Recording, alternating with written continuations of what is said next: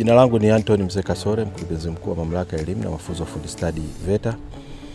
VETA tulikuwa na mkutano ambao mkutano huu ulikuwa katika kuhakikisha kwamba bodi ya mamlaka, bodi ya VETA inapata uelewa kuhusu elimu na mafunzo ya ufundi stadi hapa nchini, lakini pia kuweza kuwekana wote kwa pamoja katika msingi wa kuweza kujua vitu gani tunatakiwa kama VETA kuvifanya kwa nchi, lakini pia kwa taifa kwa ujumla. Na katika vikao hivi yameweza kujadiliwa masuala mbalimbali na kuweza kupata uelewa wa vitu mbalimbali, na mwisho wa siku kikao hiki kimekuja na maazimio ya utekelezaji baada ya kuweza kupata uelewa wa vitu mbalimbali. Na katika kutekeleza hayo ni maeneo makubwa ambayo tunaweza tukasema maeneo makuu matatu ambayo yameweza kuelekezwa kwa ajili ya kufanyiwa kazi. Eneo la kwanza ni mfumo wa elimu na mafunzo ya ufundi stadi, kwamba tumuone kwamba ni namna gani au namna bora ya kuweza kuandaa mfumo wa elimu na mafunzo ya ufundi stadi, ambao mfumo huu utakuwa basi unawezesha wananchi kuweza kupata elimu na mafunzo ya ufundi stadi kwa urahisi, kwa wepesi, lakini usiowachukulia muda mwingi, lakini mwisho wa siku kuweza kuwapatia ujuzi wa kazi ambao utawasaidia kuweza kwenda kupata ajira katika soko la ajira.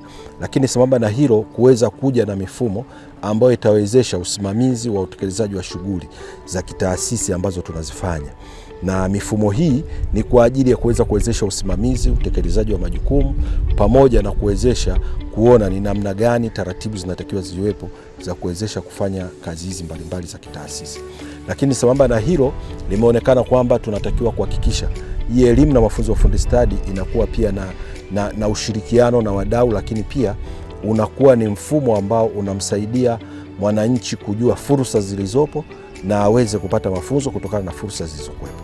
Kwa hiyo bodi imeweza kutoa maelekezo kwa kuona kwamba wadau sasa hivi wanahitaji tuwe na mifumo ambayo itasaidia watu kuweza kuja kusoma, lakini pia kuwepo na kamati za kiushauri za kisekta ambazo zitaishauri bodi kuona mahitaji ya ujuzi, lakini kuona ni mafunzo gani yatolewe kwa kupitia mifumo gani ambayo itatumika kwa ajili ya kutolea mafunzo, lakini ni mifumo ipi ambayo ina uwezo kutumika kwa ajili ya kuweza kufanya assessment ya wale ambao wanakuwa wametoka kupata mafunzo ya ufundi stadi.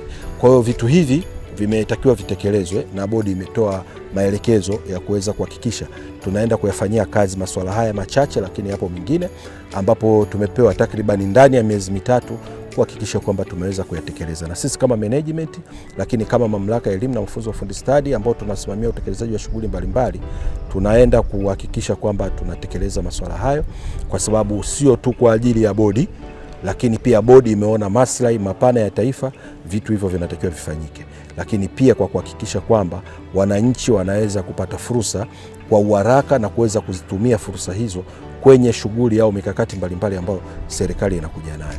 Lakini mwisho tupende tukusema kwamba kikao hiki kilikuwa kinatizama na kufanya reflection, wapi kama taasisi tumetoka na wapi tunataka kwenda.